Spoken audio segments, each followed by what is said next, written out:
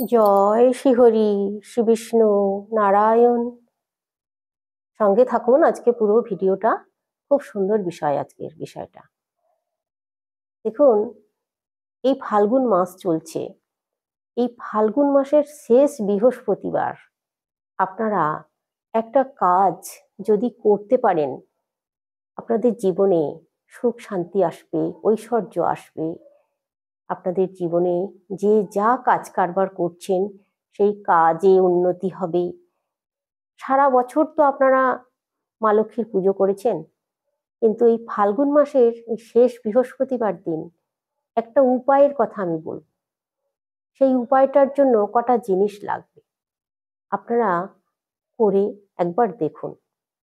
মা লক্ষ্মীর কৃপা আশা করছি আপনারা প্রত্যেকেই পাবেন, যদি এই কাজটা সঠিকভাবে ভক্তির সঙ্গে নিষ্ঠার সঙ্গে করতে পারেন। তাহলে সঙ্গে থাকুন। তার আগে দেখুন, প্রতি বৃহস্পতিবার দিন আমাদের ভোর ভোর ঘুম থেকে উঠে পড়তে হয়, আর এই বৃহস্পতিবার দিন সম্পূর্ণ নিরামিষ আহার করতে হয়। আমাদের মনে ভক্তির ভাব জাগানোর জন্য আমাদেরকে নিরামিষ আহার করতে হয়। নিরামিষ না খেলে ভক্তি আসে না। মাছ মাংস খেলে আমাদের মন অপবিত্র হয়ে যায়, আমরা ভক্তি আনতে পারি না ঠাকুরের প্রতি। আমরা যে ধ্যান করব, জপ করব মায়ের, মা লক্ষ্মীর, আমাদের শরীর মনকে তার আগে পবিত্র করে নিতে হবে, তবেই পুজোয় সার্থকতা আসবে।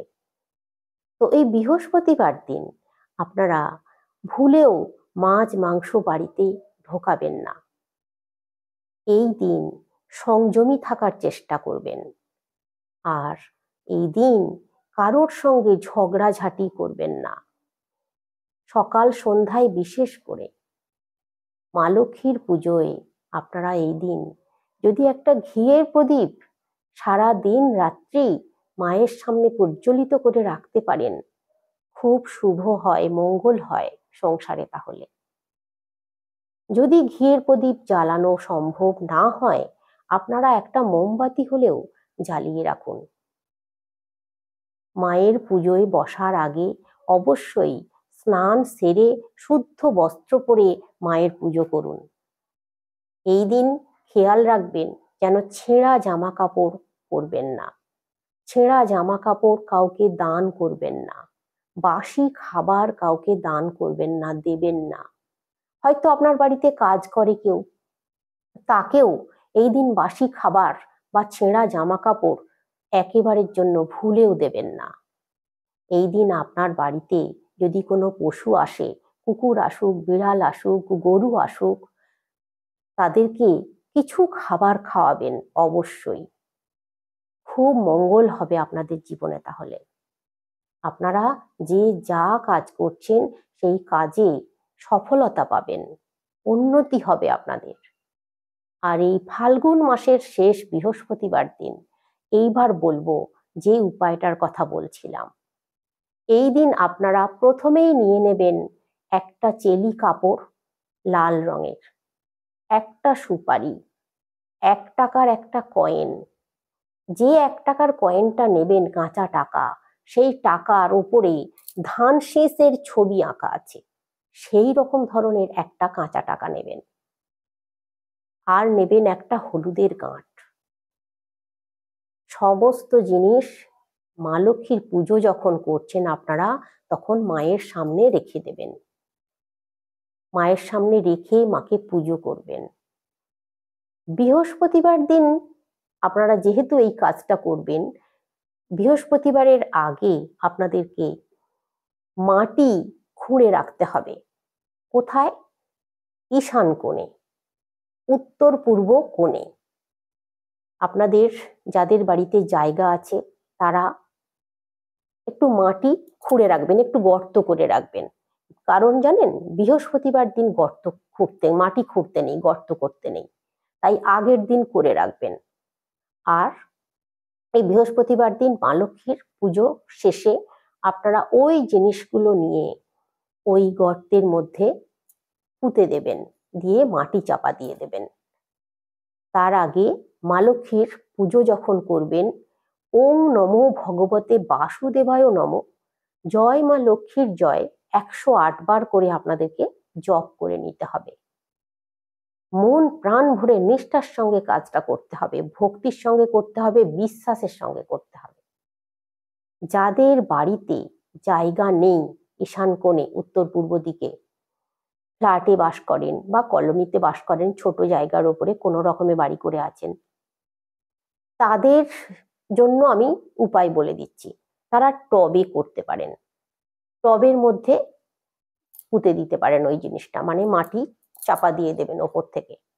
আর একটা কথা, দেখুন এই যে মাটি চাপা দিলেন, ওইখানে আপনারা কোনো শুভ গাছ লাগাবেন, তুলসী গাছ লাগাতে পারেন অথবা কোনো ভালো ফুলের গাছ লাগাতে পারেন।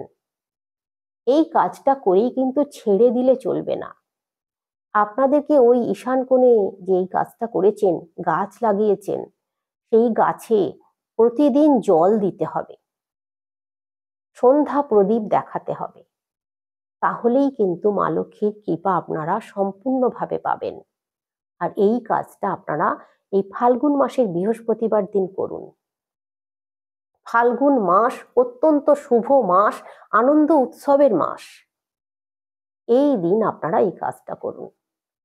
আর একটা কাজের কথা আমি বলবো, এখানে আপনাদেরকে আমি বলেই দিচ্ছি এই ভিডিওর মাধ্যমে, আপনারা তুলসী গাছের শিকড় কিভাবে নিজেদের কাছে ধারণ করবেন, আর এই শিকড় ধারণ করলে আপনাদের কি উপকার হবে আমি বলে দিচ্ছি। দেখুন, মাতা তুলসী রানীর পুজো করবেন, বৃহস্পতিবার দিনই করবেন। আর বৃহস্পতিবার দিন পুজো করা হয়ে গেলে সারা দিন রাত যাবে, পরের দিন শুক্রবার আপনারা মাতা তুলসীর গোড়া থেকে একটুখানি শিকড় নিয়ে নেবেন।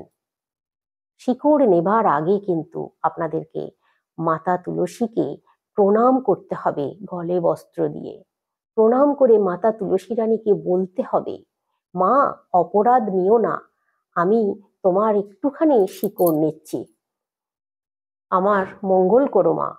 আপনার মনের যেটা প্রার্থনা, যেটা ইচ্ছা মা তুলসীর কাছে জানাবেন, জানিয়ে তারপর শিকড়টা ছোট করে একটু নিয়ে নেবেন। নিয়ে আপনি আপনার কাছে ধারণ করবেন, গলায় অথবা হাতে। লাল সুতো দিয়ে কিন্তু ধারণ করতে হবে। আর যদি ধারণ করতে না পারেন, ওই শিকড়টা আপনার ঠাকুরের আসনে রেখে দিন, সারা দিন রাত রেখে দিন। ঠাকুরের নাম জপ করবেন, সন্ধ্যার সময় সন্ধ্যা দেখাবেন যখন, তখন ঠাকুরের নাম জপ করবেন, সারা দিন রাত রেখে দিলেন। তারপর ঠাকুরের আসন থেকে ওই তুলসীর শিকড়টা নিয়ে একটা হলুদ কাপড়ে বাঁধবেন। হলুদ কাপড়ে বেঁধে আপনার মানি পার্স অথবা আপনার যেখানে লকার টাকা পয়সা রাখার জায়গা আছে সেইখানে সুন্দরভাবে ভক্তিভাবে রেখে দিন। অথবা আপনাদের যদি ব্যবসা থাকে, ব্যবসার জায়গায় যেখানে আপনার টাকা পয়সা রাখেন সেই বাক্সর মধ্যে বা আলমারির মধ্যে রেখে দেবেন। আপনারা এই কাজটা করুন, দেখুন 43 দিন পর থেকে আপনারা বুঝতে পারবেন আপনাদের কিরকম উন্নতি আসছে।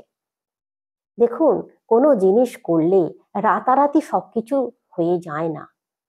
ভক্তির সঙ্গে নিষ্ঠার সঙ্গে ঠাকুরকে ডাকতে হয়, ঠাকুরকে নিজের মনের কথা জানাতে হয়, তারপর বিশ্বাস রাখতে হয়, আমার এটা আমি করছি, ঠাকুর আমার মঙ্গল করবেই করবে।